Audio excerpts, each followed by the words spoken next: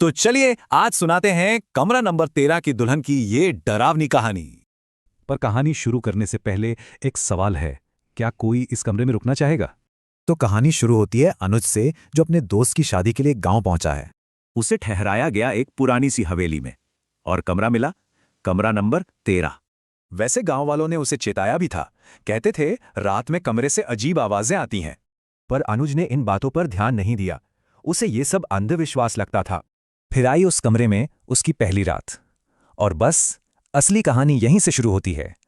जैसे ही उसने कमरे की बत्ती बंद की, माहौल एकदम से बदल गया। अंधेरे में एक कोने से एक बहुत धीमी फुसफुसाहट की आवाज गूंजी।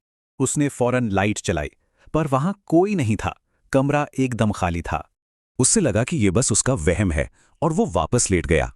तभी अचानक बंद पड़ा पंखा अपने आप पूरी रफ्तार से घूमने लगा। और तो और खिड़की बंद थी, फिर भी पर्दे जोर जोर से हिल रहे थे। और फिर ठीक आधी रात को दरवाजे पर जोर से किसी ने दस्तक दी। अनुज ने हिम्मत करके दरवाजा खोला, पर बाहर कोई नहीं था, बिल्कुल सन्नाटा। जैसे ही वो दरवाजे से वापस मुड़ा, उसकी नजर शीशे पर पड़ी। शीशे में उसके अक्स के ठीक पीछे सफेद साड़ी में एक औरत खड़ी थी। वो डर के मारे तेजी से पलटा, लेकिन कमरा तो एकदम खाली था। पर हैरानी की बात यह थी कि वो औरत सिर्फ शीशे में ही दिख रही थी। अगली सुबह बुरी तरह डरे हुए अनुज को आखिरकार कमरा नंबर 13 का सच पता चला।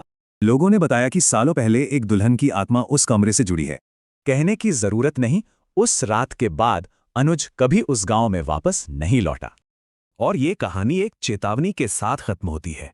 वहां रुकने की गलती मत करना, क्योंकि क्या पता कोई आज भी वहां किसी का इंतजार कर रहा हो।